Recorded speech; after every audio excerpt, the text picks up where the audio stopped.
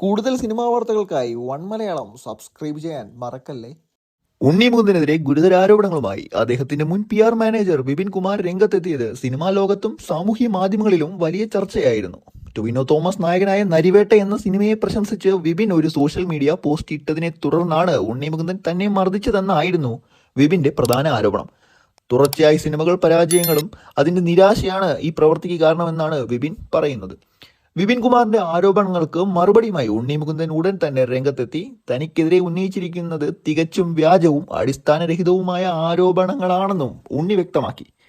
ഒരാക്രമണവും നടത്തിയിട്ടില്ല എന്നും വിപിൻ കുമാറിനെ താൻ തന്റെ പേഴ്സണൽ മാനേജറായി നിയമിച്ചിട്ടില്ലെന്നും അദ്ദേഹം കൂട്ടിച്ചേർത്തു.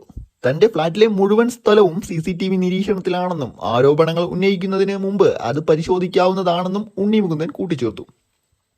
തന്റെ വ്യക്തിപരവും തൊഴിൽപരവുമായ ജീവിതത്തിൽ അസന്തുഷ്ടരായ ചിലർ തന്റെ കരിയർ നശിപ്പിക്കാൻ ശ്രമിക്കുന്നതായും ഉണ്ണിമുകുന്ദൻ കൂട്ടിച്ചേർത്തു.